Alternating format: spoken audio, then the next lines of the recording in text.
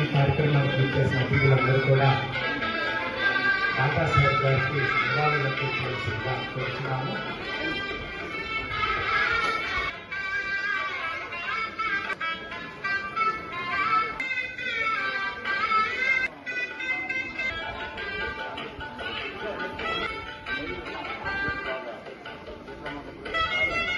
లో ఎవరన్నా సరే ఆ చిత్రపటానికి నివాళులు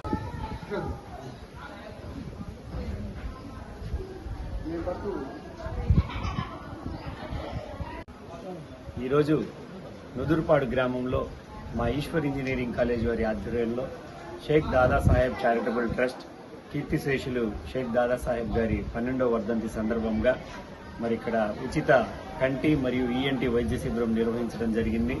మరి ఈ వైద్య శిబిరానికి మరి దాదాపు 300 మంది మరి ఇక్కడికి వచ్చారు, పరీక్షలు చేయించుకున్నారు. ఉచితంగా వాళ్ళకి కంటి పరీక్షలు మరియు ఈఎన్టీ పరీక్షలు, అలాగే వాళ్ళకి చెవిలో శబ్దం ఆడియో ఎంతవరకు వినపడుతుంది అనేది కూడా డాక్టర్ గారు రావడం జరిగింది ఇక్కడికి హైదరాబాద్ నుంచి.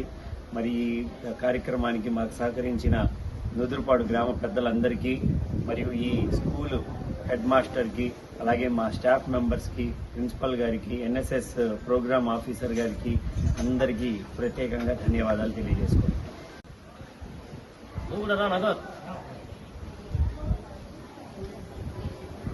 Eshwar college of engineering Narasaraopet వారి ఆధ్వర్యంలో ఈ నుదురుపాడు గ్రామం నందు శంకర్ కంటి ఆసుపత్రి మరియు హైదరాబాద్కు చెందినటువంటి డాక్టర్ షేక్ వసీం మీరా గారి ఈఎన్టీ క్యాంప్ నిర్వహించడం జరిగింది.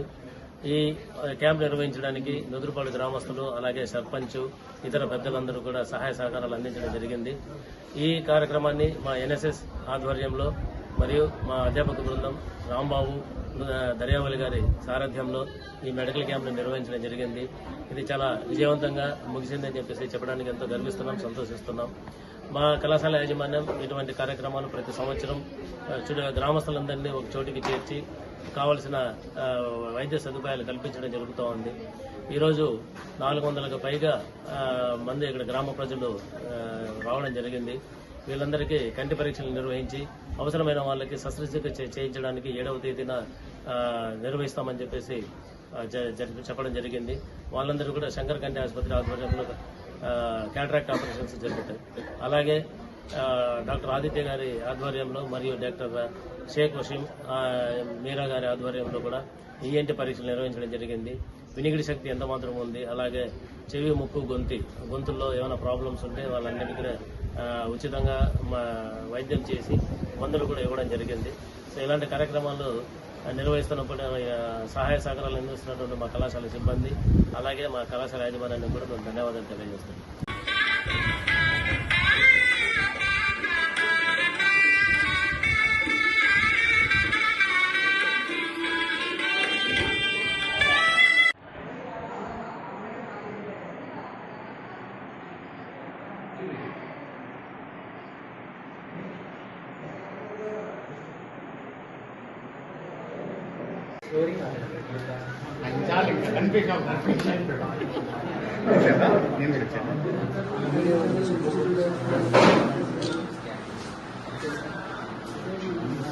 నమస్కారాలు.